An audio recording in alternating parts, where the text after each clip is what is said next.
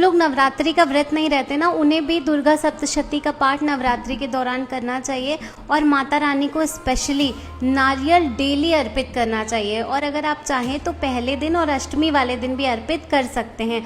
देखिए, कहते हैं कि माँ एक ऐसी होती है कि वो अपने बच्चे के लिए ना किसी से भी लड़ जाती है।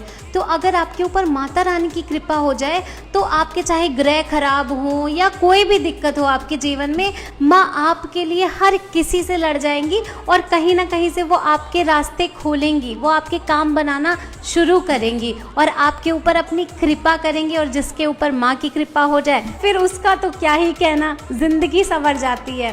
और जो दुर्गा सप्तशती है वो माता की कृपा को पाने का एक मार्ग है, जिसको पढ़ने से हमें माता रानी की कृपा प्राप्त होती है। अब अगर आप मेरी बात सुनकर ही या आप पहले से भी करते हैं दुर्गा सप्तशती का पाठ, तो आपको कुछ नियम हैं, कुछ बातें हैं, उनका ध्यान रखना है।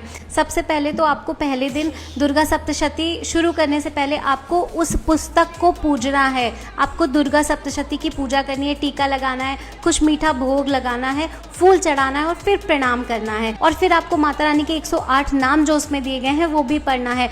अर्गला, कवच, कीलक ये ज़रूर पढ़ना है, क्योंकि जो दुर्गा सप्तशती है वो भगवान के द्वारा कीलित है। तो अगर आप ये सब नहीं पढ़ेंगे तो दुर्गा सप्तशती का कुछ भी असर नहीं होगा आपके जीवन में। इसीलिए अर्गला, कवच, कीलक का पाठ ज़रूर करिएगा। और जैसे ही अध्याय पूरा हो उसके बाद आप सिद्ध कुंजिका स्तोत्र पढ़िए और लास्ट में क्षमा प्रार्थना ज़रूर पढ़नी है और फिर माता रानी की आरती करनी है।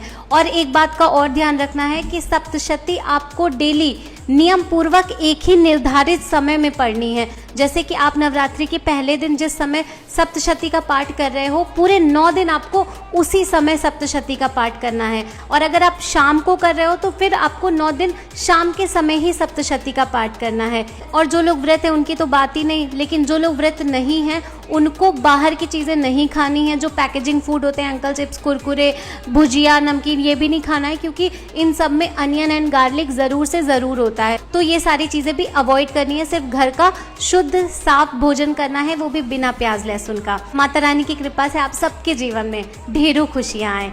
राधे राधे।